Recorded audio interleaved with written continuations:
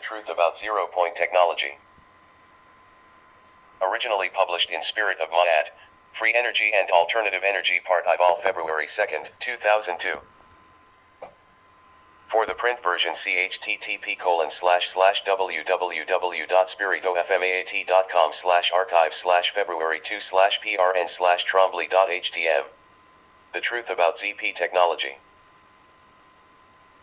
A wake-up call to the American people. An interview with Adam Trombley by Celeste Adams. Adam Trombley is one of the top scientists in the world in the development and creation of zero-point energy technology. Devices that he built are working today in other parts of the world.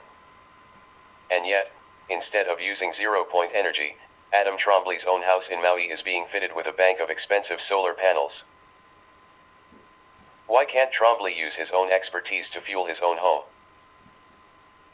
Trombley has spent most of his professional life under one gag order or another. But he decided, he told us, that if I was going to give an interview for this particular publication, I wasn't going to pull any punches. If much of this seems overly negative, keep reading. Trombley wants to wake us up, and to shine a light upon things that have been kept dark. But his grounding is deeply spiritual. It's just that the divine forces that seek to assist us cannot do so unless we call upon them. Now, in this moment, he tells us, we must come out and ask for help. When we can ask for help, we get it. Adam Trombley's revelations will shock you to the depths. But it is his hope, and ours, that it will help you to awaken, or to assist you in your task of awakening others. Trombley's ultimate vision is the redreaming of the American dream. Adams, how did you become interested in free energy?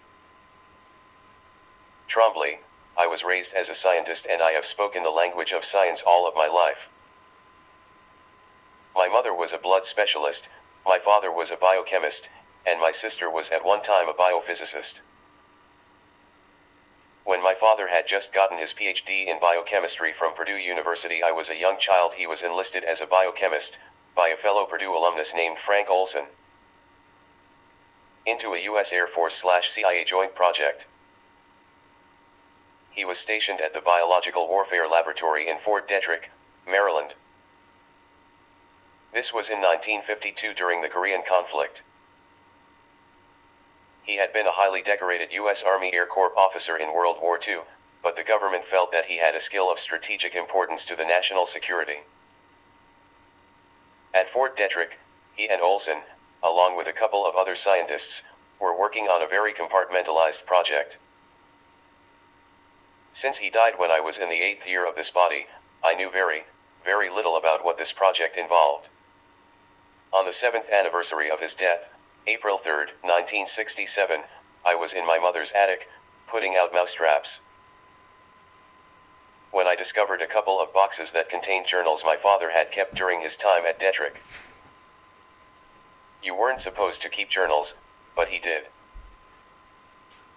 One of the things he wrote about in his journals was his exposure to alien technology that totally defied what were considered, at that time and even still to this day, the laws of physics. He wrote a letter to Dr. Quackenbush, who was on his dissertation board at Purdue, saying that what he had seen challenged even his most vivid imagination. This was right after he got there.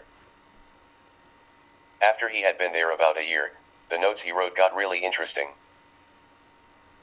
He specifically described various technologies which he stated plainly were of alien origin. He described not only flying disc-shaped craft and their related energy and propulsion systems, but extraterrestrial biological entities. His work was actually concerned with them. On November 19, 1953, my father, along with Dr. Frank Olson and a couple of other colleagues, was taken by Dr. Sidney Gottlieb to a summer camp near Baltimore. While there, he and his colleagues were involuntarily given large doses of LSD in their cocktails, doses on the order of 10,000 to 15,000 micrograms. Olson knew about the experiment, and out of concern for my father told him, "Harvey, you have been given a psychoactive drug and you are beginning to feel its effects. Don't worry." Olson had also taken a large dose of acid, and later freaked out because he said he had blown the experiment. It was supposed to be a double-blind experiment for all of the participants other than Olsen. He was supposed to keep silent. Frank Olsen continued to feel unsettled, and was rushed by CIA personnel to New York for psychiatric examination. Something terrible happened instead. Frank was bludgeoned in the head and then thrown from his hotel room window. He was murdered. This, at least, was the conclusion of forensic pathologists hired by Frank's son Eric in 1994. My father filed an internal protest demanding an investigation of his friends and colleagues' death, and that was what ultimately triggered the events that killed him. In January of 1954, under the illusion that he was being immunized from a new retroviral biological warfare agent, he was injected instead with a live virus that he had discovered during his research. He became extremely ill. In his notes, he indicated that he immediately knew. "They killed Frank," he said, "and now they have killed me. The difference is that I will die slowly, very slowly." He died in 1960, from a form of lymphoma, as 11 government labs did morphological workups of his cells. When I discovered that his death had not been an accident of nature, I was heartbroken. I despaired of life. I sat with a knife a quarter-inch into my chest, with blood already trickling down, begging whoever was present at infinity to reveal the truth of existence. And in the next moment, I suddenly had no doubt of God, or, if you prefer, the Buddha nature, and I saw things with great clarity. Adams, do you believe that we're in denial about the involvement of aliens in the affairs of this planet? Trombley, the American public has been lied to for so long, they wouldn't be able to recognize the truth if Jesus told them personally. It's very difficult for the American public to know what is going on. In many ways, we are a nation in denial, and all too often a nation of alcoholics and drug addicts. We are in incredible mass denial. People see what are referred to as flying saucers and UFOs. Sometimes they are not saucers but triangles. Sometimes they're small, and sometimes they're huge and look like buildings. It doesn't matter how many people in remote places or in cities see them, or photograph or videotape them. The perceptions are simply shut out. There are amazing mind control projects going on. People literally cannot maintain their attention span. More than once I have stood and watched crafts 100 or 200 feet over my head and had people say things like, "Well, that's not an airplane," or "Oh my God. Are we actually seeing this? Is that real?" But by the next day, the whole chemistry of denial has set in, and those same people say, "Wow, that was a strange airplane, it was going really slow. Or really fast, and how did it make that right turn?" This is what got me started in free energy technology, though I hate the term free energy, because it's anything but free. Many have paid dearly for its advent. I don't even know what term I like at this point. I use the term zero-point fluctuation technology, ZP technology. I used to have a company called Zero Point Technology. As soon as you put something like that on your shingle, you discover just how unacceptable this concept is to those whose growth stopped so long ago.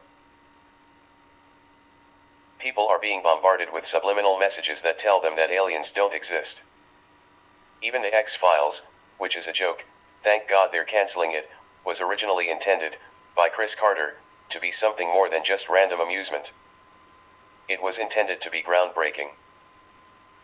But there's government interference. And this is a huge subject. People don't understand that the other U.S. government has had contact for decades with cultures that aren't from this planet. We're like the Aboriginal people of New Zealand, or Papua New Guinea, or any other remote tribe.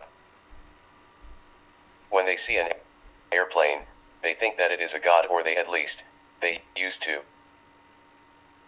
Of course, Now they think that it's just people who are more primitive than they are, but who have technology. We are the same way with alien cultures. We are the same way with really clean and advanced electrical technologies that could begin to help us understand just how wonderful and abundant being simply being is. When I got involved in ZP in 1979, I was warned by Buckminster Fuller that if we were successful there'd be hell to pay. If we were actually successful, then it could develop into a real nightmare, because the humans we're dealing with are a species that has been kept in the dark. We've been treated like mushrooms, which are kept in the dark and fed a lot of feces. There's no nice way of putting this. The extremes to which these people are willing to go to make your life miserable are phenomenal. They go out of their way to torment those who challenge their utter mediocrity. Then there are certain people who hang around in the so-called free energy field, who speak at conferences and who have never discovered, engineered, or invented anything in their entire lives that is worthy of note. What they have done is mediocre at best. I won't name them, but they just haven't produced. These are the people who say, "No one has ever bothered me." These are the same people who behind my back and behind the backs of those who have actually produced functional technologies say, "Well, I've never seen anything that he's produced." Adams, can you tell us more about this alien agenda? Trombley, I know that there's an alien agenda because my father wrote this in his journals. He said he had discovered that the US government had become involved in its implementation. He went further to say that this alien agenda, in his opinion, was contrary to the good of the human species and the planet. He believed that a sector of the military-industrial complex was involved in a program, basically, to transform our atmosphere, which is benign to our species and other Earth species, into one that is greatly reduced in terms of its oxygen content. So this is a force which doesn't have good intentions for us. It is a force that would gladly exterminate us. And yet, human beings act as agents for this force. The human species is exterminating itself, by its own hands. My father spoke of alien agendas in his most secret thoughts. This was not something he spoke of in public. He would never have given this interview, I'll tell you that much. Adams, what species is this alien force? Trombley, I can't say, but I can say that the species that are trying to harm us are a tiny minority of a vast host of alien species. My father knew of a couple. It wasn't just one, even back then. This sounds very far-fetched, I know it sounds nuts. But I decided if I was going to give an interview for this particular publication, I wasn't going to pull any punches. Adams, many of the people who read this will share your belief system. Trombley, well, this is not about a belief system. I don't like belief systems. This is about reality. We are the ones who are collectively destroying the womb of the earth in which our species gestates, in which we evolve. There are real terrorists in Washington, and even, I dare say, in the White House. http://www.nocw.com/shadow.html. And we are very rapidly approaching the time when that statement will be considered criminal. The incident we call 9/11 was a mockery. Now, every time someone dials 911 they'll think of the evil demon Osama bin Laden, who in fact is someone we helped to create. Al-Qaeda was largely financed by the US government. We gave the Taliban $128 million last year to suppress the growth of opium in Afghanistan. Where do you think that money came from? Where do you think it went? Everyone thinks the 9/11 was caused by Osama bin Laden and his cronies. There's no doubt that some of his money comes from Saudi Arabia, but the fact is that the US government is the primary source of funding for the Taliban. Why? Because Dick Cheney and his cohorts want to build an oil pipeline through Afghanistan. Atoms, what has happened to the free energy technologies that you've produced? Trombley, every single technology that I have either invented or co-produced is no longer in my possession. There's one in Arizona that has supposedly become a national security issue. A former colleague of mine once went off on his own with a design that he and I had come up with. He built a device that was very successful and is now in a can, and he is a shell of his former self. Forget about whatever technologies I have had a hand in reducing to practice. We have heard from very credible sources that these are nothing compared to the technologies already being produced by certain prime contractors right here in the United States. Why is it a national security issue? Why is a generator that generates several times more output than input a security issue? Why is it that the American people cannot enjoy what their tax dollars are paying for? Why is it that we have a government that is willing to deny the American people access to the very technologies they themselves are secretly producing? It's not a joke.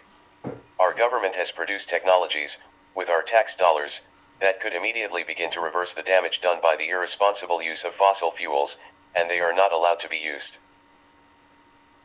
They continue to pollute this atmosphere, and they continue to reduce the amount of metabolically available oxygen. Who could possibly benefit from that? What species do you know of that is actually better off today than, say, 50 years ago? What is it that we do when we burn these fuels? We make fire. What is fire? Fire is a rapid oxidation process that releases heat. The real destroyers of the equatorial rainforest are forest fires, because of the incredibly poor husbandry. There's nothing good you can say about what's being done to this planet. There are far too many people in the US government and other national governments who are acting in a way that is completely moronic and self-destructive. It is not a human agenda. This is what I'm trying to get you to see. There is this whole other thing happening. We are exploited by a corporate structure by the military-industrial complex Dwight Eisenhower warned us against in his farewell address to the nation. Eisenhower got the term military-industrial complex from Mussolini, who was describing fascism. These are words you don't want to use in our society. At Project Earth we get mail from all over the world, and the one word that keeps coming up since our last so-called presidential election about that debacle. That tragedy is the word coup. From the perspective of the vast majority of the human species, it was a coup. They say this in India, Japan, South Korea, France, Holland, Spain, everywhere. In spite of the fact that we never posted an article on our website that said or even suggested that we had a coup, people write to us and say, how come the American people don't realize that they just had a coup? Then, following on that coup, we have 9/11. Everybody is terrified, but people don't want to talk the way I'm talking now. They think it's self-destructive. I tell you truly, it is our collective silence that is truly destructive. The United States of America is a sacred idea. It is a sacred thought form. What was America to the people who risked and frequently lost their lives to create it? It was the New Jerusalem. The spiritual foundation of the United States of America is an absolute necessity of our spiritual dimension. It was founded on the basis of the absolute need of the human spirit for freedom. But freedom brings with it great responsibility and demands great intelligence. We do not want to live in hell, but we are creating hell for ourselves. We are tormenting each other and ourselves. We're doing these things as if we have no choice. We are truly brainwashed. The real ultimate cult that's going on in America is this one of jingoistic, flag-waving, unquestioning patriotism. We can get ourselves all hyped up on Zoloft, and that still doesn't change the fact that we as a nation have lost an incredible amount of prestige and trust because of what happened in 2000.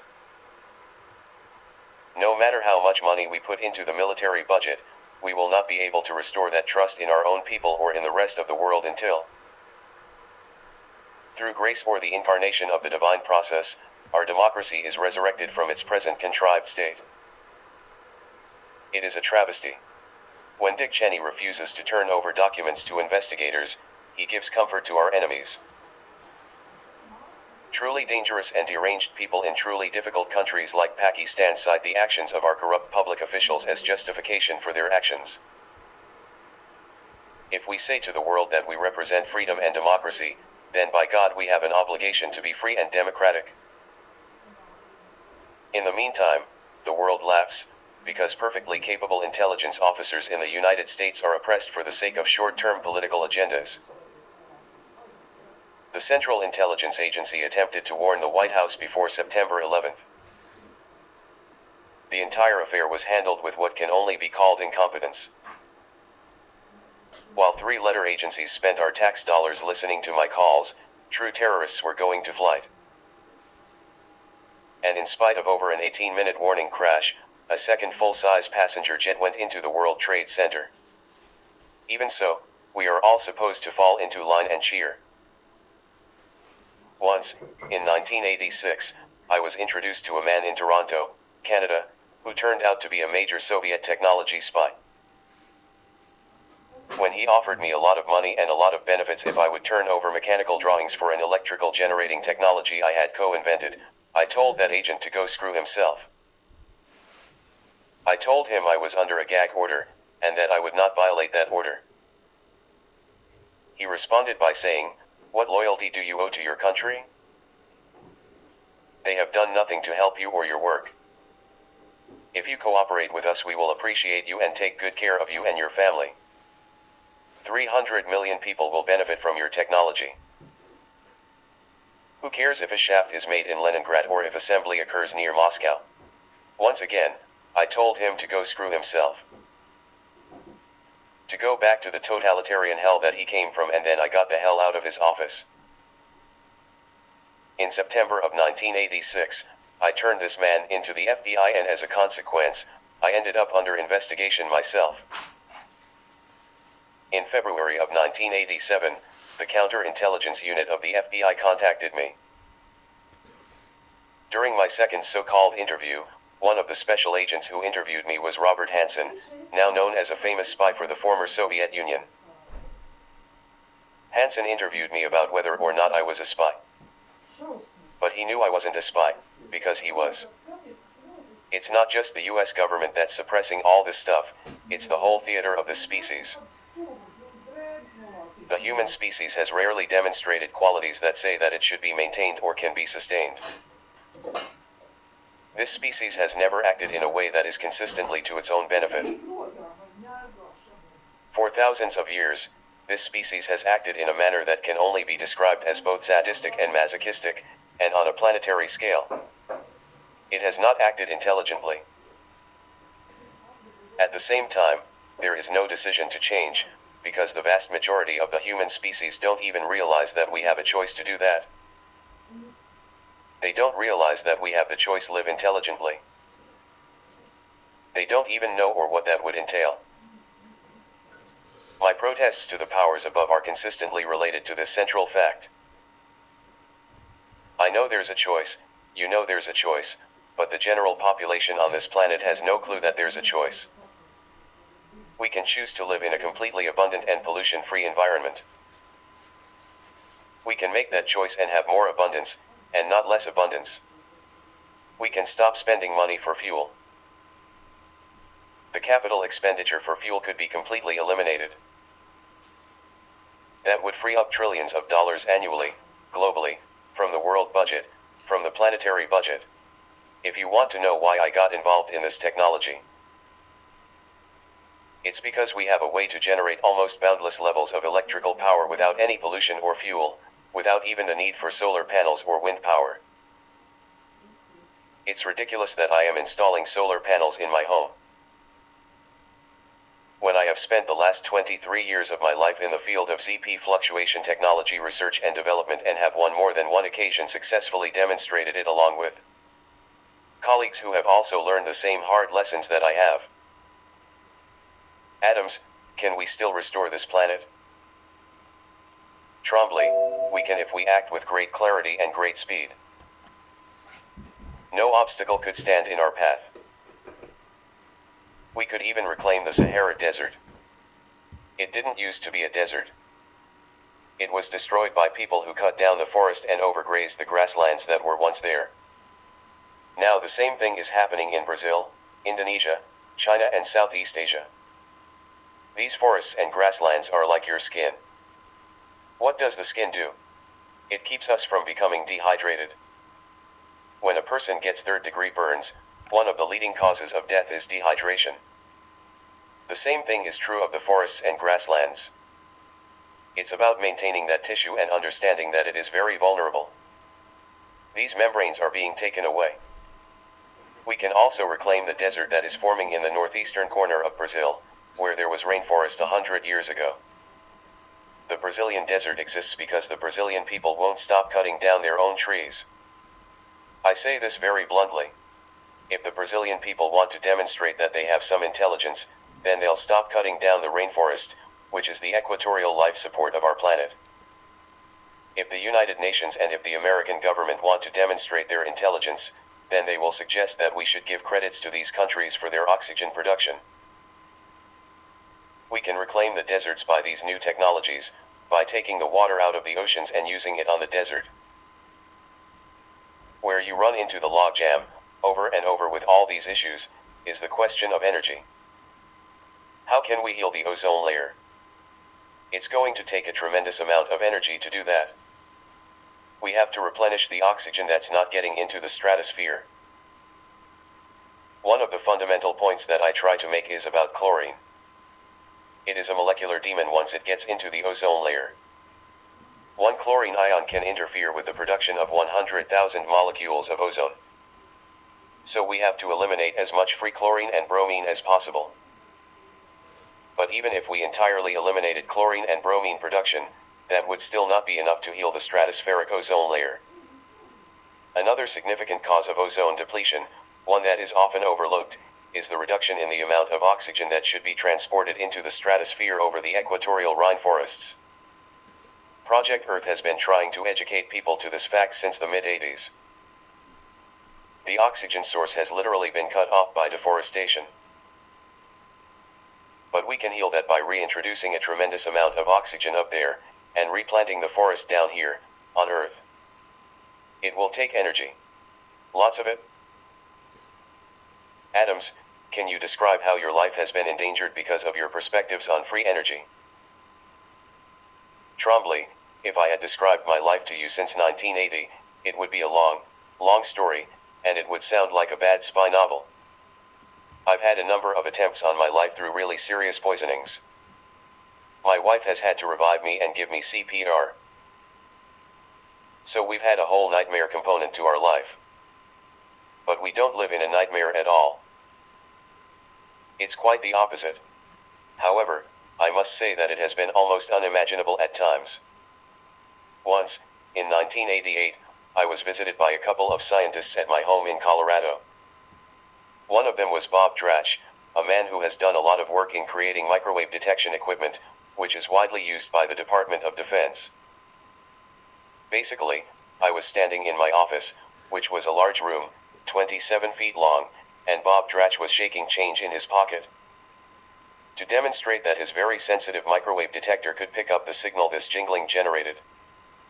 The signal would appear on the meter and the printout. I pointed the horn of the device at Dratch to measure the effect. And then, as I pointed the horn away, I kept my finger on the trigger and happened to point it out the window of my office. To our surprise, the alarm went off on the machine. The red light went on, and the meter peaked. My office was being microwaved. I walked into my backyard and found the place where the signals were being broadcast. It was right behind my house, in a little forest, right next to an engineering company that is well known for making satellite antennas. I clipped the cable to the antenna that was broadcasting microwaves at my house, and I called the FCC in Denver. I told them that this was illegal, and I wanted it stopped now. I said, "Stop microwaving me. I already had cancer." Within 3 weeks, this engineering company was totally gone. I assume they themselves had something to do with the broadcast, or they wouldn't have left so suddenly.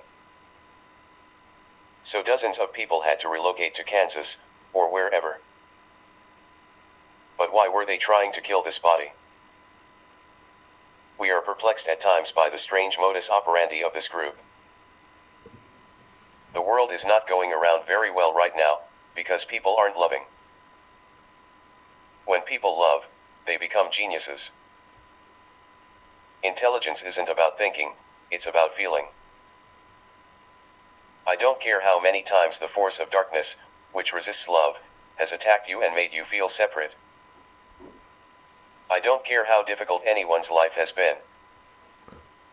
I guarantee you, I can match it. But suffering is finite, it's limited, it's not eternal. You can transcend suffering through love.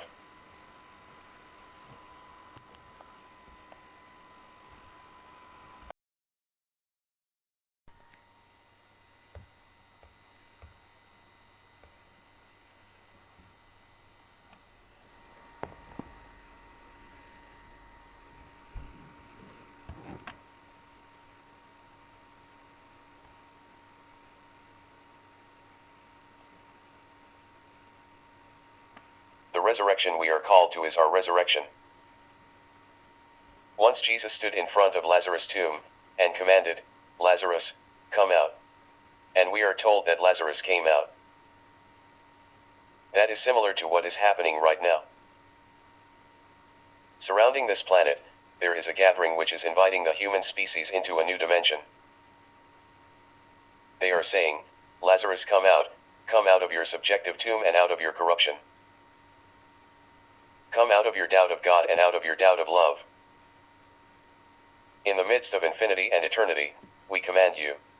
Now, in this moment, we must come out and ask for help. When we can ask for help, we get it." People don't understand that you become realized by incarnating love. We live only as expressions of love, in eternity. The only thing that is eternal is love. Love as the presence of consciousness is eternal and infinite. Time and space are subsets of eternity and infinity. Space and time are subjective states, and they have nothing to do with limiting the ultimate reality of consciousness, not even a little bit. They have to do with the gnarled subjective states of the contracted world. Scientists talk about the accelerating expansion of the universe, but it's not that, it's the unremitting transformation of the universe that's happening. The inescapable transformation of the universe. You don't have a choice about it this time. It isn't the same as it was 2,000 years ago. We are in the midst of the time of the resurrection. It involves you and me and everyone on this planet, I don't care who they are. There will be miracles everywhere. The most powerful thing is love. The whole astrophysical community is now acknowledging this power, but they call it the dark energy. They give it this Darth Vader quality, because they don't know how to relate to the light. It is the contraction of form and the denial of the infinite divine that causes the appearance of darkness. Atoms, how long has there been a conspiracy to prevent the development of free energy? Well, if you are referring to the technological side of things, I guess you could say it started with Nikola Tesla. Although the crucifixion was really an attempt to stop free energy as well. Nikola Tesla was given the vision of infinite electrical power, without fuel, in the 1880s. He demonstrated it in 1886 and 1889, and then throughout the 1890s. He tried to give this gift, but the fossil fuel boys decided he couldn't give it. The fossil fuel boys decided that maybe they could make use of him, so they didn't kill him right away. They killed Tesla in 1943. One of the detectives approached me in 1981, at a conference. This man told me that Tesla had been murdered. So I guess you could say that it all began right there. When I was a kid in school, nobody knew about Tesla. Tesla was the father of alternating current electricity. Tesla said he was inspired by aliens, beings from other dimensions. He was anathematized because he refused to kowtow, he refused to attend the same temple that the others worshipped in. Atoms, how can we make free energy available to the planet? Trombley, there is no such thing as free energy without enlightenment and liberation. The technologies point to free energy. We are the technology. We are the free energy. Great yogis like Sri Babaji demonstrate this. Yogananda talked about him. He was the physical demonstration of free energy. He was the physical demonstration of what the Tibetans called the rainbow body. He was transparent and transfigured in God realization, the realization of the Buddha nature. There are alien cultures and cultures in other universes who happen to be attentive to the events on this planet because this is one of the last archetypal moments. This will not continue anymore. This entire kind of universe is obsolete and will not occur again, because it would be masochism and sadism to allow it to be perpetuated. There's a transformation that is occurring. It is about the liberation of all the energy that has been bound up in all of these worlds that are subject to corruption. That is the real physics. This is what is really important. In the meantime, by understanding that this is true, we can tap into a field that we call zero-point vacuum fluctuation or the quantum ether, and we can generate electrical power. Electrical power exists in complete abundance, without any capital cost for fuel. Solar technology is so very expensive. We have 108 solar panels in our 2 facilities on Maui and it takes up a great deal of space. I would love to have ZP technology here, but the fact of the matter is, if I had that working right now, this place would become a target. The other side of this story is always the same thing. Just when light appears on this planet, the subjective forces of darkness manifest with great tenacity. This government was overthrown and nobody knows anything about it. People are silent about it. On the cover of Newsweek, on September 11th, was an article about the secret vote that made Bush president. The article was about a conspiracy in the Supreme Court. Newsweek at that time was willing to challenge the Supreme Court. The executive branch of the United States government was about to fall, because it was going to be exposed. But then the planes hit the World Trade Center. If Al Gore had been elected, I know the man well enough to know that we would have been in a different economy after 4 years. We would have begun to implement these technologies. The United States government has, right now, the technology to eliminate the energy crisis. This consoling gesture that George Bush made the other day, about developing hydrogen fuel cell technology, is just a carrot that he's dangling before the American people. Now there are military people who have come forward and are talking about the presence of aliens and alien technology on this planet. They are even talking about the fact that we are making our own flying saucers. This disclosure project is extremely important for people to know about. See Secrets from the Stars elsewhere in this issue. We could be having the greatest economic boom in the history of history. We could actually do that. The technology exists. As early as the 1970s, Henry Kissinger, George Bush, Richard Nixon, all kinds of these guys knew about this physics. But the downside is that we are on the brink of oblivion. Parents are paying all this money to educate their children into the lie of physics instead of the truth of physics. Meanwhile, they are taking Prozac. We have legalized the anesthetization of our species. Depression is appropriate. Atoms, what is the purpose of your organization, Project Earth?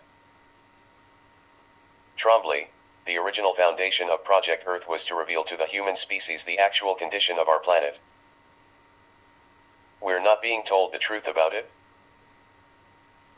For the most part, the scientific community doesn't know the truth and has been so disempowered by their so-called education that they've lost vision. Vision is the only thing that will save us. You have to be able to see where you're going. The agreement that I made with the divine is one that Bucky and I talked about. We would never just illuminate the problem, we would always offer a solution. If we talked about an energy crisis, we would talk about only it in the context of the fact that there is no energy crisis. Electrical power is already abundantly available, pollution-free. We like electricity. We can power our cars and flying saucers with infinite electrical power. We could have so much fun that living on Earth wouldn't be a drag, but would be really great. Your eyes would be so open that you would walk out the door and you wouldn't see the smog in Los Angeles, but you'd see the clear, sacred air. Project Earth is not just about communicating the problems. It's about the transformation of humanity. End of interview transcript. Adam Trombley, director of Project Earth, is an internationally acknowledged expert in the fields of physics, atmospheric dynamics, geophysics, rotating and resonating electromagnetic systems, and environmental global modeling. Taking the advice of his friend and mentor R. Buckminster Fuller, Adam has maintained a synergistic, global view within a multidisciplinary scientific background. From this perspective, Adam offers unique insights into the changes humankind has effected on our environment, and the adjustments our future requires of us. Adam Trombley, speech, Climate Change Factors, Ozone Layer Crisis, and Zero-Point Energy Technologies. Transcript, slightly edited from http www.rep.org/discussion/green power/200205/message00011.html, of Adam Trombley's speech to the 1988 International Tesla Society Symposium, Colorado Springs, Colorado. Trombley provides additional details regarding Tesla's murder by painful poisoning, likely by the U.S. government. It is reprinted in its entirety because I believe Trombley's message concerning energy in 2007 is even more urgent and troubling. Gary Vesperman, as this is the last speech of the conference here. I'm going to give an overview of the development of zero-point theory, and I'm going to try and take into account all of you have been very patient. The basic principle which we are obviously here to address, was originally elaborated by Nikola Tesla. The sense that Nikola Tesla conveyed of existence was, if not unique, then certainly it was profoundly inspired, not so much by initial analysis but by initial vision. We have become a rather left-brain biased society, an analytically biased society. As a result of this analytical bias, we tend to refute or deny the validity of intuitive jumps or intuitive leaps and insight. Tesla was an extraordinarily prolific inventor, obviously, but in addition to being a prolific inventor, he explored very thoroughly, for his time, the dimension of the psyche. And I think that perhaps too often we tend to forget that he himself claimed that the source of his inspiration was not conventional. He saw what he built, and then he described it to a draftsman, and built it. The draftsman was his interface with substance. To consider that when he was riding in his carriage or his Pierce Arrow here in Colorado Springs, not too far from where we are right now, he would often see devices in their totality. Spontaneously is quite remarkable. I myself have seen descriptions with drawings of some of Tesla's complicated machines. Genuinely amazing. Gary Vesperman. When you see something in its totality, it tends to have a different meaning than if you try to put the pieces of the universe back together to arrive at a conclusion. Tesla insisted that he rested in the conclusion in his own psyche. I think this is very important. Tesla was not an analytical apologist. He was not somebody who made gestures to the scientific community to make himself necessarily acceptable in his time. What was acceptable was that he produced. The means by which he produced were often unacceptable, especially in the last couple of decades. Therefore, we heard a lot about Thomas Edison, and we heard a lot in our education about just about everybody else except Nikola Tesla. The reason I'm sure this society exists is this left a vacuum, a huge vacuum that is not merely filled by the acknowledgement of Nikola Tesla, but by the acknowledgement of the function of a human being, the function of a being not being polarized to the left hemisphere, but balanced to the two hemispheres of the brain. In other words, vision coupled with analysis. In the development of our generator, which we originally called the acyclic closed magnetic generator, vision was implicitly necessary to arrive at our conclusions. Basically, we had to work from very little information. There were very few explorers in the field, and we had to begin to consider that perhaps the way we considered reality actually is fundamentally incorrect. That fundamental cornerstone, such as the law of induction, for example, that particular cornerstone was not necessarily as we believed it to be. What stimulated me, and I've said this before, since 1980, was the recognition that certain astrophysical phenomena express energies in excess of what the apparent input is. This is a very common thing in astrophysics, whether you're talking about quasi-stellar objects, or whether you're talking about the planet Jupiter. When we first found out that the planet Jupiter was developing a loop current between itself and the moon Io, Jupiter was called, in a paper published by a Goddard scientist at NASA, a homopolar generator. They tried to rationalize that the relative motion between the moon Io and Jupiter was actually responsible for the current that we could measure by virtue of its magnetic flux tube as tested by satellite probe. But when you went through some very simple calculations, you found that was not true. So we decided that we would look into the matter of homopolar generation itself, the history, who came up with it, as Bruce De Palma and others have pointed out. Even though Michael Faraday did an experiment on December 26, 1831, in which he co-rotated a magnet with a copper disc and measured a current output. Even though he had done that experiment, his own law of induction tended to ignore that fact. A professor with the Royal Society in London, a professor of science history, told me that the original Faraday cage was designed not to keep electromagnetic noise out, but to keep Michael in. You see, he played with a substance we call mercury, and in those days there was very little appreciation for the toxicity of mercury. And so Faraday apparently suffered from a form of dementia, which we've heard very little about because it's one of the cornerstones of the building we have been living in science. We found out after we found Faraday's diary, after we found the citations of the experiments that he had done, that there was a gentleman by the name of Bruce De Palma in Santa Barbara, California, who had suggested that on the basis of the co-rotation of a magnet and a conductor, which we were at that time contemplating ourselves, it might be possible to generate more energy out from the generator than input in. I must say that my initial response to that was probably not as skeptical as some people might be when they heard such a thing, because in the fields of astronomy and astrophysics it is not uncommon. Not uncommon at all to find an object that is obviously exceeding what we know to be its thermonuclear, or any other form. It's exceeding the output that it could possibly have by thermonuclear means, by fusion, by fission, by anything we normally consider. And so, because we had seen that already in space there was this planet Jupiter clearly being a demonstration of what we initially considered to be an anomaly, clearly putting out 3 times as much energy as it could possibly be receiving from the sun, we decided to reduce to practice a form of generator with the intention of practical commercial use, and through various good fortunes we arrived at funding. We actually, for this field in those days, got substantial funding.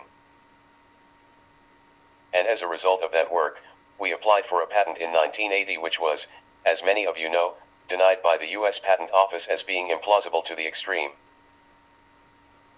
The statement was to the effect that this device could not even generate electricity. It wasn't that it couldn't generate electricity in excess of input. It was that the machine couldn't generate electricity at all. The patent officer himself was, as many of us, as all of us basically were unfamiliar, he being totally unfamiliar, with the fact that you could co-rotate a magnet with a copper disc. Even though we had provided him with a copy of a page from Faraday's diary. He actually suggested that the diary notes might have been something created ex post facto. My initial naivete in entering this field was rapidly destroyed. We felt that if we could produce a practical, commercial, viable unit, then the world would be very excited indeed. And what we discovered instead was we were dealing with a profound level of inertia in a frame of reference we didn't normally consider. Economic inertia, intellectual stasis and dogma. Certainly the explorers in this field, over time, whether it's myself, or Bruce De Palma, or Tawari, or going back to Moray, Tesla, Hubble. These people all discovered this inertia. It is an astonishing thing when you first encounter it. It is irrational. It says that no, indeed the Earth is the center and everything revolves around it. And the moons around Jupiter couldn't possibly be doing that what you say. Galileo wasn't vindicated by the Catholic Church until 1984. If we took that many centuries to acknowledge zero-point vacuum fluctuation-based technologies, we will all be dead. And that's the sobering realization that I have come to over the last 5 years. Buckminster Fuller was a huge influence in my life. I met him when I was 16 years old, and largely because of his influence I wasn't permanently lost in space, lost in the theoretical level of things. And therefore, when I began to encounter this resistance, he said something that was very important to me. He said that every new idea, every new technology, every major breakthrough, has an inevitable period of gestation. He said you must learn to be patient. He had experienced profound resistance, as you may know, to various ideas that he had in the 30s. I think that what we are really seeing is not the resistance or inertia imposed upon this technology, but instead a resistance to a fundamental shift in perception about the universe itself. We have tended to describe ourselves in discrete terms, as encapsulated beings, with rather defined boundary layers, both temporally and spatially. We're born and we die. The boundaries of our body are the boundaries of our being. Inspiration has a difficult time entering into a closed bottle. Where would it come from? Where would it appear? How could Nikola Tesla say he got ideas from space? He was considered a very eccentric and crazy man as a result of his statements. People point out that he always had all these napkins piled up next to his plate. But by the end of his life, people had forgotten that his vision is what is powering these lights. And if we had continued with his vision, we wouldn't have a fossil fuel economy today. And J.P. Morgan and Rockefeller and a number of other individuals would not have amassed extraordinary fortunes on the basis of that fossil fuel economy. I think this is extremely important for us to understand, because when Nikola Tesla's vision was denied, a part of our own vision was denied. Just as when Galileo's vision was denied. The fact of the matter is that as we sit or stand here, a field of energy pervades us. This even relatively conventional physicists like John Archibald Wheeler stated in a 1962 article in the Review of Modern Physics. Energy has a mass equivalence of 10 to the 94th power grams per centimeter. You just need to look in the literature. That 94th power grams per cubic centimeter represents a rather coherent state. It represents something that we could very easily call a continuum. But because of the taboo against the idea that you might perhaps be able to get water from the well of space, or what people call perpetual motion, there has not been a sense of any kind of practical application. Once in a seminar, well over a decade ago, I asked a question I found was extraordinarily taboo, and I said, "Why can't we tap into this field?" It had been established in the literature in Europe by Philip Cipollin, SP, since 1951 and 1952, that not only did the fluctuation field exist, a fluctuation field of extraordinary energy equivalence, and that the vacuum field was biasable, that it was polarizable. The polarizability of a vacuum, fluctuation background, I believe is the essential issue, and a very simple issue indeed that we need to really consider. David Deutsch in 1982 explored briefly in a book called General Relativity, on Einstein's centenary, which was edited by Hawking. Considered very briefly the fact that not only is the vacuum polarizable in terms of density, but that in ideal theoretical situation density polarization could asymmetrically approach infinite density and asymmetrically approach negative energy density. That means that within the vacuum fluctuation itself, stress can be created. That means that the vortical dynamic that Tawari speaks of is really not that difficult to imagine, because you have fluctuation density that wishes to remain isotropic, or uniformly distributed, disrupted, polarized, in a curved manifold, and that vacuum density once polarized wants to relax from that stress back into a more isotropic state. Anybody who studies vortical physics, fluid dynamics, plasma dynamics knows that there is no greater stress than that by which we invoke a vortical momentum. And therefore it is not hard to imagine, if we simply consider the fact that we are dealing with a medium of this extraordinary density. It is not hard to imagine or even begin to feel that just by simply biasing this field in a rotating cylinder or perhaps in an oscillating circuit, by biasing this field correctly, we can precipitate vortical momentum. Now we may only precipitate a quasi-electron. In the vacuum fluctuation of space, their production is occurring all the time.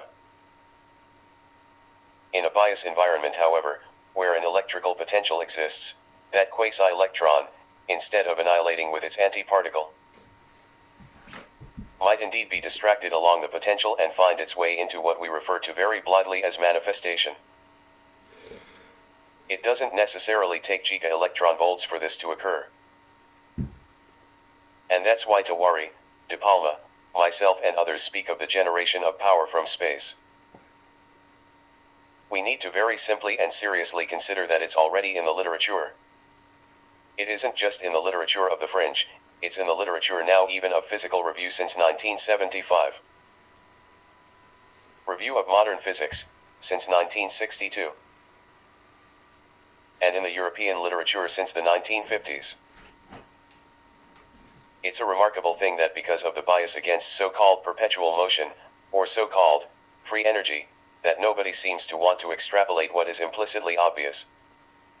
The atom itself can then be seen as a dynamic modification of field space. Only a dynamic modification of field space, with no quality of stasis whatsoever. Harold Puthoff, in his May 15, 1987 article in Physical Review, pointed out that in order for the hydrogen atom in its ground state not to collapse, it had to be absorbing energy from the fluctuation background. In this moment, this is not something that happened at t=0 before the Big Bang. This is something happening at this moment, real-time present context, now with every atom and molecule that we see configured before us. It is happening right now. It is wonderful to have Dr. Puthoff describe this energy in terms of the Bohr atom. It is implicit that the electron orbit dissipates energy. If we consider that to be a resonant shell with no locatable density bias, then it still pertains because the atom itself, even in its ground state, resonates in space. We have a picture, that we got when we were young, that says a thing is solid, even though particle physicists are telling us that nothing is solid. And while that's all very fascinating on Nova television, we still have a picture that persists. Can an atom, existing in certain states of polarization and stress, perhaps become a conduit drawing upon the energy of space? A transducer in a certain light? Obviously it must be, or else it couldn't exist. The electron itself must be spontaneously appearing out of the background field. If it was not spontaneously persisting, then we have to invoke the somewhat Neanderthal concept that everything had to start at a certain moment. And because we have embraced this new cosmology of the Big Bang in the last couple of decades, we have some real problems. This is not the best forum to go into this in great detail, but I will say this: the universe is clumpy.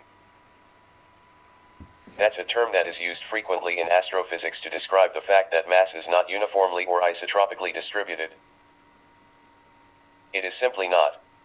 On a large-scale basis with models that have assimilated data from observatories from all over the world, especially over the last few years, we have seen that the universe we observe is indeed clumpy. It is in fact concentrated in a way that cannot be the artifact of a Big Bang. Now that's a bold statement. Albain, Swiss Nobel laureate, famous for Albain waves, has come up with an extraordinarily beautiful description of the plasma dynamics of space. And so far, interesting to note, although he was considered to be a complete heretic when he came out with his theory, every single observation we have made from space with satellite probes has confirmed his predictions. I think it very important that everybody here who is interested in the reality in which we adhere, become familiar with either the esoteric or the exoteric level of Albain's work. It's just beginning to appear in the literature. I think Discover magazine had a rather prosaic presentation of it, but it was also quite good. June 88, the Big Bang never happened. If there was not a Big Bang, where things conveniently began with a single event, then we need to begin to consider the fact that something that has a gram equivalence of about a gram per cubic centimeter, which is our body, must be a rather insignificant modification of a field that has a potential of 10 to the 94th power grams per cubic centimeter. This impacts the way in which we live together, it impacts the way in which we live with the Earth itself. I had not initially planned today to show some slides from the NASA program, but because this is a cap speech at the end of the day, I feel that it might be very useful to digress for a moment and observe the rather catastrophic impact that the very concept of discrete encapsulation has had upon human existence and the Earth itself. And I would suggest to you, after considerable study of the subject, which is now becoming accepted in the literature worldwide, that we cannot sustain the dynamic of human existence any longer unless we begin to transcend the arbitrary, subjective boundaries that we presume to be true. Whether these boundaries are about ourselves, or all phenomena of manifest existence, until we begin to move beyond this anal retentive state, in which everything must be particularized. Everything being particularized, leaves Humpty Dumpty. We will never be able to reassemble existence.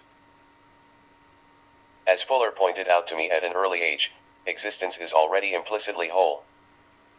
We break it into parts only in our minds only. It is already unified whether or not we have a unified field theory or not. And as Einstein suggested at his last series of lectures at the Advanced Institute at Princeton, perhaps we can only appreciate the unified field by entering a conscious relationship with it. Again, this is something that would not have been at all contrary to what Nikola Tesla proposed, and yet some people would be embarrassed to say it.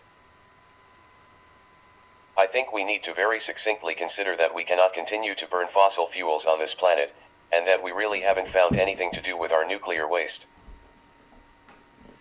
And that the appearance of bona fide third-party confirmation of the generation of energy from space is a significant event in history. It's not significant because it will make a few men popular, or unpopular. It's not significant because it will somehow create a minor change in our concept of being. It's significant because it represents a dramatic shift that we desperately need to embrace. Right now we are sitting at the edge of an unprecedented human catastrophe on this planet. A friend of mine, Said, SP, at Texas A&M, who has for 20 years been a climatologist, in an elegant experiment recently carried out in Antarctica, has shown clearly that if we lose between 6% and 7% more of the remaining stratospheric ozone, the phytoplankton in the oceans will die. The phytoplankton in our oceans contribute 50% of the oxygen that we enjoy on this planet.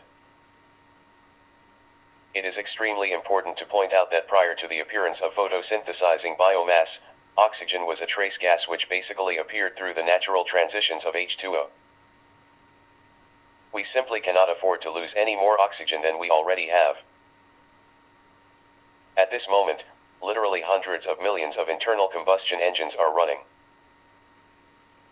A 6-cylinder engine, of normal displacement, consumes 800,000 cubic centimeters of oxygen per hour.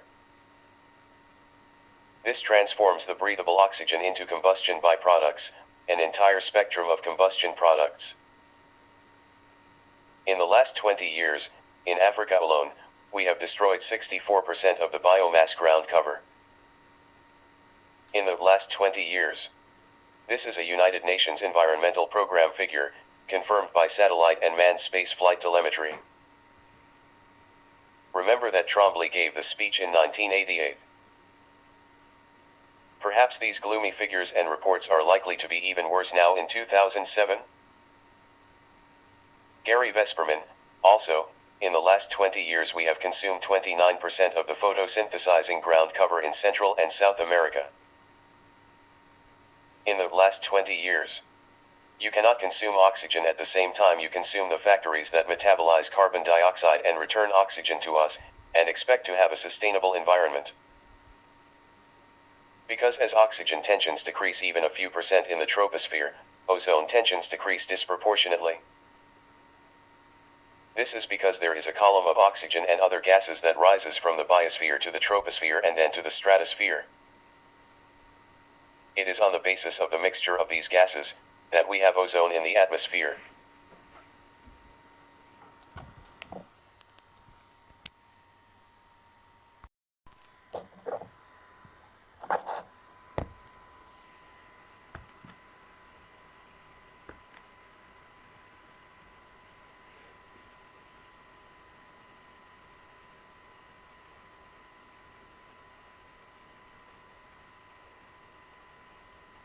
I would suggest that we cannot afford to wait to demand that serious money is applied to this research, federal money. We need this to happen desperately, and we need this to happen immediately. And for those of us who feel that we can be blasé, and wait until somehow this becomes acceptable. The implementation of this new kind of technology, let me just say that if we think we can wait, we're sorely deluded. You wonder why there is a drought in Ethiopia. You hear in Time magazine that the so-called scientists can't figure out why there is a drought. Well, Ethiopia at the beginning of the century was covered by 43% forest. Ethiopia today is covered by less than 4% forest. How is the hydraulic cycle supposed to maintain itself? This entire consideration at first, seemed to be in rather left field of the consideration of energy generation. But, as I began to explore it further and lectured around the world, I began to discover that most of the human race has been entirely uninformed. Some people have suggested this is rather conspiratorial. The slides you are going to see in just a minute have been available, some of them, for several years.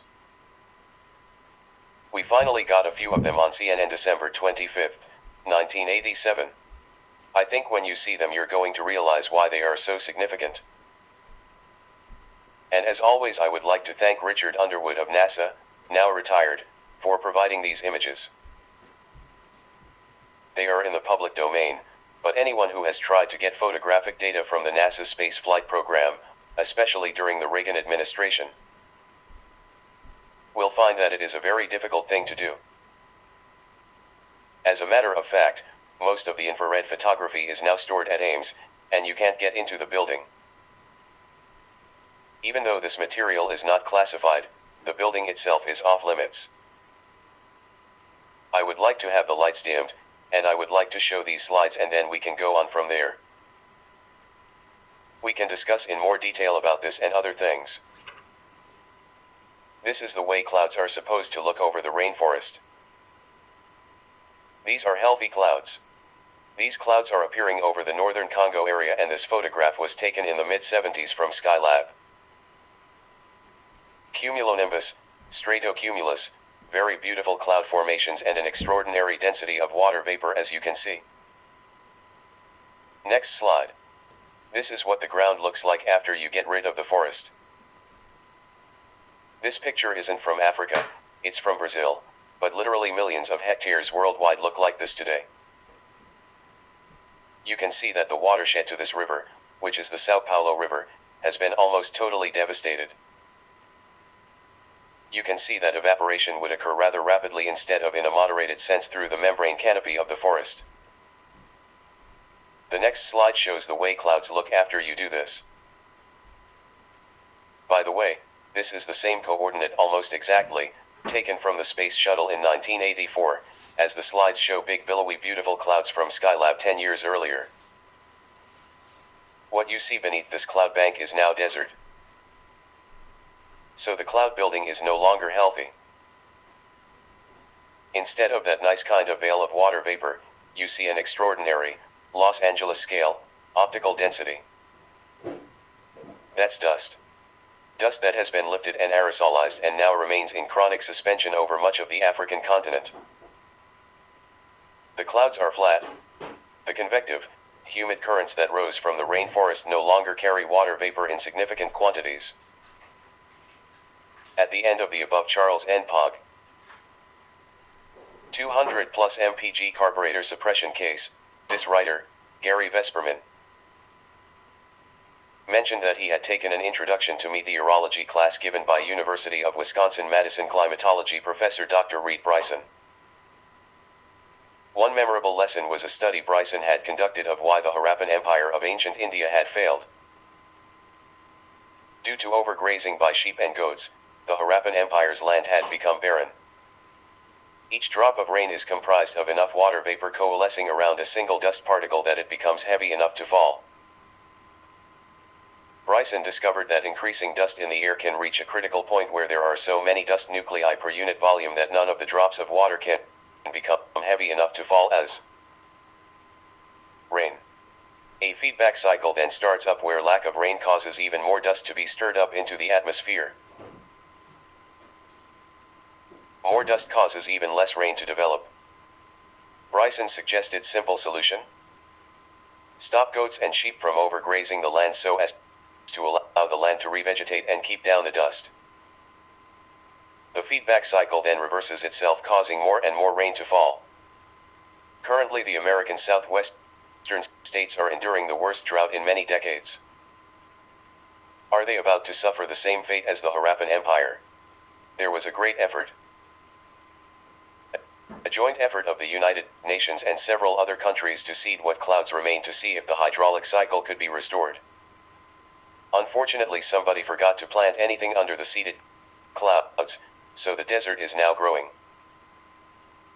The Sahara Desert is now growing 6 miles per year and is 3,000 miles across. This is significant. Next slide, please. This is to give you an idea of the scale. We are not looking at the desert floor here. We are looking at a pall of dust that stretches as far as the eye can see, to the curvature of the earth. 25, maybe 28,000 square miles here. This area all used to be called the Sub-Sahara and now is moving into the Sahara. Flat clouds, no rain. The next slide will show you conclusively that when you see breaks in the pattern, you have a deeper understanding of the optical density. This density is equivalent to a critical day in Los Angeles. This again is chronic and has serious ramifications for us on this continent.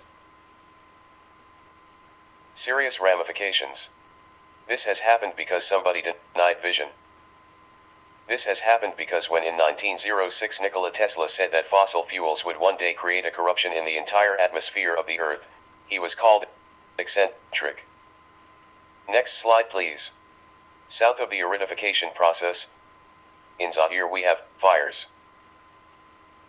These fires are burning out of control. They have no planes to drop chemicals on the fires. They have no fire departments. They have no money. This is a small area, only 100 by 100 miles. You can see where the forest that was once there has already been stripped away, and the hydraulic cycle therefore undermined. The next picture is Angola burning. The CIA did not win the war in Angola, fire did. 13 million acres burned in 1985. When NASA scientists examined this photograph, they thought that this was some sort of strange cloud until they realized it was the combination of the plumes of smoke from the fires. Just consider the area involved, and consider the fact that this is now being visited on our country. Alaska in the last 3 weeks has lost 750,000 acres to fire. The Secretary of the Interior, Hodel, said, "Let nature take its course." They saved part of Yellowstone that was close to Old Faithful, but decided that the rest of the wildlife habitat was expendable. And this while we are spending hundreds of millions of dollars producing neutron bombs and other clean kill weapons, which can never be used, and God forbid that they ever should be. The next slide please. This is Jungboy, SP. Bay on the coast of Madagascar, and it is not uncharacteristic of bays all over the world now.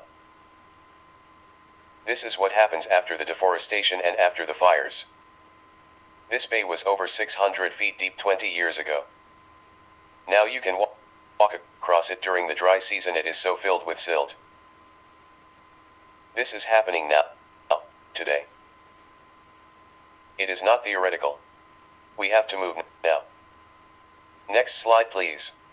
This beautiful lake was called Chad. Lake Chad was the size of Lake Erie. Lake Chad supported 1.8 million human beings in peripheral agriculture and fisheries. The next slide is Lake Chad in 1982. In his movie, An Inconvenient Truth, I remember Al Gore showed possibly this very same pair of satellite photos of Lake Chad in Central Africa. For an alarming update on Africa's huge lakes, see http://news.yahoo.com/s/ap/20061209/ap on South Carolina warmer world African lakes. Gary Vesperman, it's the hole that was left when the hydrological cycle was destroyed in Africa. This is not a cyclical drought, and it is not a drought that will be only visited on Africa. The water vapor distribution on this planet is being changed dramatically by the destruction of biomass. The water vapor budget on this planet is being changed dramatically because we have failed to feel beyond our own little subjective event horizons. We tend to exist like psychic black holes. We take a lot and give too little. A few years ago, I pointed out at the 4th International Conference on Atmospheric that the drought of 1986 and 1988 would occur. Now they have occurred. They are not going to cease because we don't want them to occur. They are not going to cease until we realize that we need to mobilize every democracy on this planet, and hopefully this will someday soon include the Soviet Union, to implement this new class of technologies. We can address these issues by planting forests and by using energy generated by these new technologies. Whether you call it an end machine or something else, I'm sure these technologies will continue to evolve. By utilizing this energy which we can get directly from the vacuum of space, we can desalinate and re-irrigate. The Israelis, if nothing else, have shown us that you can resurrect a desert. We are going to need to resurrect a planet. We cannot posture ourselves and say that national security comes before the security of the human race. It is the security of the human race in total that is now threatened. This is the last slide. I'm only going to show 11 slides today. I think they speak for themselves. This is a veil of dust that stretches out towards the horizon across the Atlantic Ocean, reaching from the Caribbean Sea, in the lower portion, all the way to the African coast. This is not a phenomenon that occurred in 1 year. This is a phenomenon that occurs every year between 8 and 9 million square kilometers this year. 8 to 9 million square miles, this dust acts as condensation nuclei for water vapor causing precipitation in the south, over water, in Honduras, in Nicaragua, while the Midwest and Southeast are parched. We are changing the way things work, and we haven't even begun to inspect the ramifications. It isn't just the greenhouse effect, it's a much more complex issue.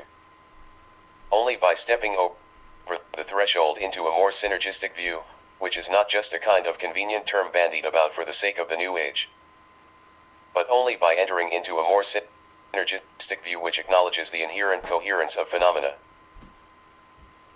Can we begin to comprehend the fact that when you do something here it affects something over there? In quantum geometrodynamics, actually in a number of other studies, what we call action at a distance, in a coherent field, distance is not presumed. I hope that this all has said something.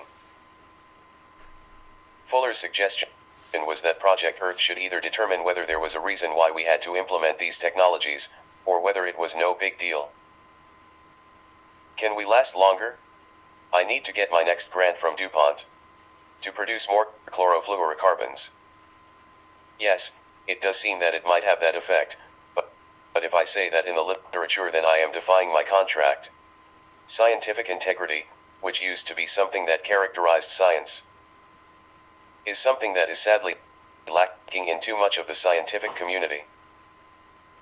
Too many have become grant whores and parasitic on society, posturing themselves as authorities, condemned to the inertia of the past and past conceptualizations of reality. Recently I was lecturing at Johns Hopkins, which is in itself sort of a miracle, about zero-point physics, and while we were considering zero-point physics somebody said, "Well, this is all well and good that Mr. Tiwari did this over in India, and that it's all well and good that you've done this in the United States. De Palma, it's all well and good to demonstrate it, but what about the United States government? I mean, wouldn't the United States government be doing something?" the child asked. A 62-year-old child. A very nice man actually. And I said all you need to do is get a hold of the 1986 fiscal year request for proposals published by the Department of Defense. Look on page 193 of that document, and you will see something very interesting. In AF section, which is Air Force section 86 to 77 subsection 6, you will see that a government which denies the reality of zero-point technologies is requesting further research into esoteric energies heretofore unknown, including the zero-point dynamic fluctuations of space for propulsion. But it doesn't exist, you see. But we want you to research it if you have a bona fide organization that happens to be a prime contractor with triple security clearance. This for propulsion for the Air Force when the entire human race is threatened. Now there is a certain kind of insanity somewhere implicit in that. It's in the literature. You can order a copy from Project Earth, or call the Pentagon. This is not a classified document. I won't get in trouble for saying anything. This is actually a program that is ongoing, right now, today, within the government enclave. Call Los Alamos and ask a question about it, and you might get a very long silence on the other end. Call Lawrence Livermore Laboratories and their Aberdeen testing grounds. The same phenomenon will probably occur. A significant amount of funding is going to make sure that this irrelevant, mythical phenomena is applied to weapons systems and weapons carrying systems. Something is very wrong about that. I don't believe that anybody sitting in this room would say that it's in the best interest of our people, or any people of the world, for this kind of technology to be applied outside the realm of civilian application at such a time. 6 to 7% further depletion in stratospheric ozone, and we are seeing depletion rate trends that indicate that this level of loss will occur very easily within the next 2 decades. Those of us who have really considered this, and as you consider it more and more, I'm sure you'll realize that 2 decades pass very quickly, for all of us. It doesn't give us time, as I said before, for subjectivity. This field has survived, but not on the basis of being acceptable in the literature. Tiwari has tried to publish. I know the IEEE, International Electrical and Electronic Engineers, is involved in this conference, but Tiwari tried to publish in IEEE and was summarily rejected. Many of us have tried to publish and have been rejected. The reason Tiwari even bothered to try to duplicate this acyclic closed magnetic generator, after years of correspondence with De Palma, was because he was able to convince some mechanical engineers that it had some engineering method. You see, they actually did material stress analysis. We also analyzed. We used beryllium copper for a reason. It's just engineering. There are a lot of you in this room who are perfectly capable of doing it. There was nothing magical. We just operated on a different presumption. We said, maybe this experiment will work. And if it doesn't work, well then it's like 88% of the rest of them. If it does work, then there is another level of confirmation. Robert Kinchlow, Professor Emeritus of Stanford University, went to visit the, how can we call it, encumbered sunburst machine. This machine was originally developed by De Palma, Richardson and Bernard at Sunburst Farms, Santa Barbara, California. Dr. Kinchlow, just out of curiosity of his own mind, decided that he would just see if there was something about it that was unusual. He presented a paper on it, and I understand that it only got to Bruce through somebody else. But that's not unusual. My own attorney has directed my attention to an article I never knew existed. It's funny about that. It's funny when representatives from our own government look me straight in the eye and say, yes, we know this is real, but we wonder why you would disclose it to foreign nations. I said, I didn't disclose it to foreign nations. It was in an international publication in 1982, and I didn't even know about it. I would suggest to you that it's time for us to not simply entertain a curiosity. I would suggest to you that it's time for us to enter a human process of interrelationship. To try to attempt to reintegrate ourselves with one another, and not in a floaty kind of New Age sense necessarily at all. Just call 10 people and ask them to each call 10 people and tell them that we have an emergency on our hands. Demand that the people we are hiring represent us, supposedly, not the major corporations. We are hiring these people to represent us. Which one of you has the power to lobby in Washington? We need to send a very clear message to Washington that states, gee, don't you think it's silly to be talking about Star Wars? We're only talking about global genocide. This without doing anything except for what we are doing right now. We don't have to drop a bomb or fight a war. Just continue exactly as we are now. All we have to do is remain in this collective state of inertia. And I don't personally believe we are going to do that. I don't believe that human beings are not going to rise to this occasion. I don't believe it for a second. But I do believe we need first to understand what we are confronted with. And then we need to understand that we can do something about it. We need to act, and we need to act like somebody who is being chased by a hot poker, or someone who cares. Whichever your response is, act. 10 people calling 10 people calling 10 people, covers the country in a week. It's called exponential networking. I didn't come up with the idea, Fuller did. Call 10 people. Ask them to call 10 people and find out what happens. It's the equivalence of an electron avalanche in human society. It works. So, I wanted to try to give a wrap-up, and I wanted to cite the fact that we wouldn't be here if it weren't for somebody's vision. Yes, their vision was applied. Yes, their vision, his vision, Nikola Tesla's vision was brought into life. Otherwise he would have been a mere mystic, wouldn't he? Yes, we do have to sit down with our Macintoshes, or sit with our Hewlett-Packard 41C calculators.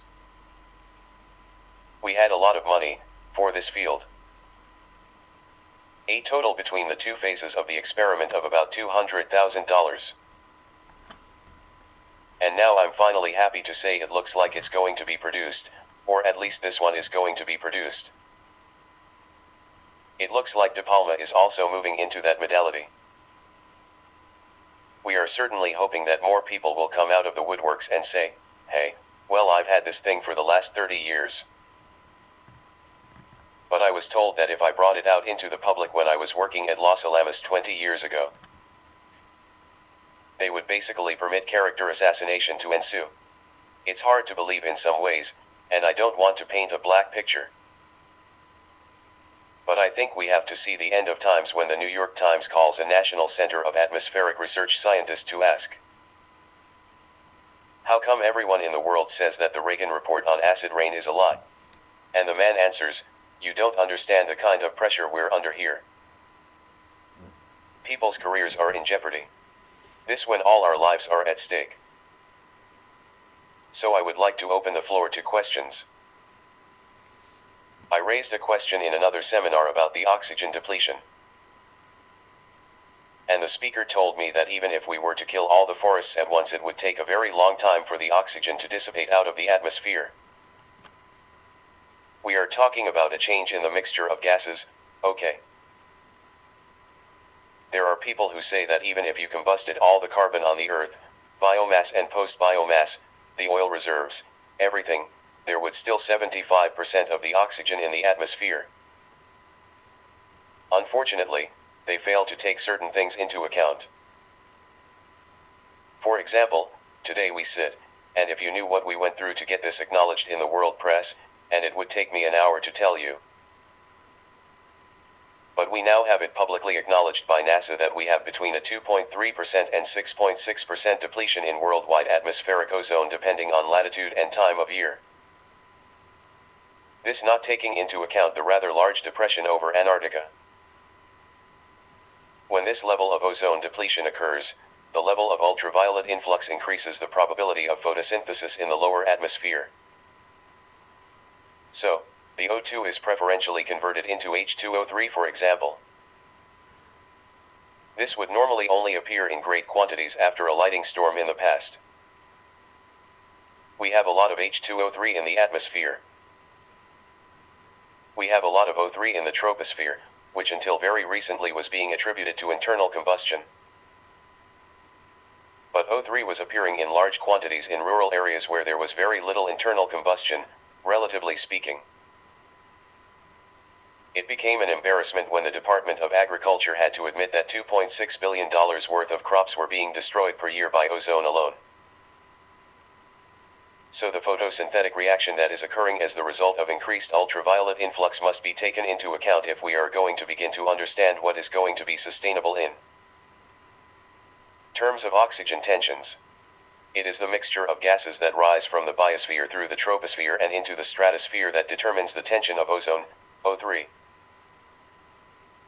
The Nimbus satellite, by the way, which NASA has conveniently said is out of calibration even though it was in fine calibration last September,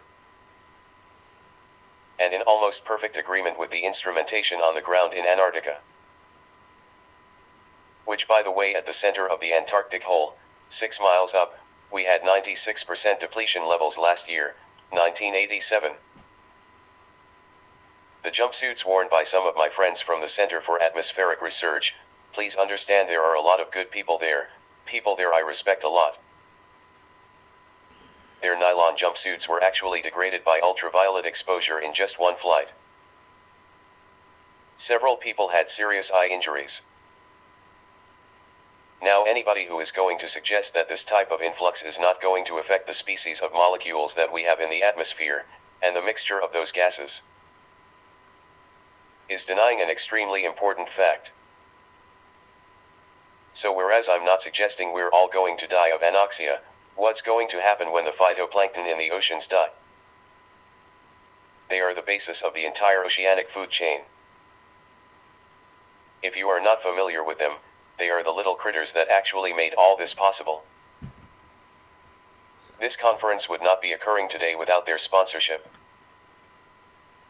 I think we need to realize that we are sponsored by living things, and we need to support them so they can support us. Does that answer your question? Yes, thanks. It occurs to me that the resurrection of Nikola Tesla's vision and other people who have had the vision of the quantum ether may yet be called on for a second offering. I think it's a good time to invest in this second offering of free energy. We did not invest the last time and now we are paying for it. I don't want to see anybody suffer. What will it be like in 10 years, when already the American Cancer Society says that even with sunscreen protection ratings of 15 SPF, direct sun exposure should be limited to an hour? I hope the Tesla Society will prosper, and move into a new age of manufacturing, implementation and further development. I want what has happened so far to be totally obsolete in 10 years. 1 kilowatt in your pocket, why not? There is absolutely no reason why not. You've got 10 to the 94th power, grams per cubic centimeter energy equivalent field. It's not in a great big area, but it's a lot of energy. If we can just scrape the surface, ever so slightly, we would never have to worry about it again. That's what Nikola Tesla was scheduled to tell Franklin Delano Roosevelt back in 1943. In 1943 he had proposed to FDR that perhaps we should look carefully at the fact that we can get all the energy we need from any space we happen to be in. He didn't show up for his meeting with the president. He was found dead in his apartment. Natural causes. Where is some suspicion that maybe his visionary paranoia of poisoning was not exactly paranoia, but premonition. I have never mentioned this before, but when I spoke at the 1981 conference at the University of Toronto, a detective, an older gentleman from New York, with a heavy New York accent, approached me afterwards and said that he was a detective at the time when Tesla had been found dead, and said he was involved with the investigation. He said, for national security reasons, that nobody was to know that the coroner's report had indicated he had been poisoned. I have never personally read the coroner's report, but the man was about the right age.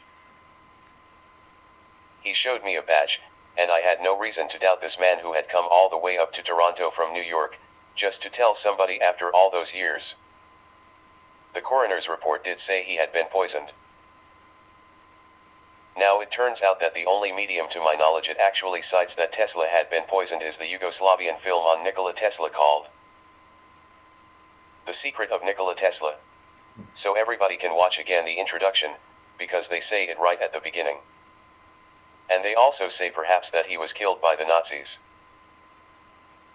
I did not really want to mention all this, but science cannot exist in an environment where science is not allowed to grow. Any other questions?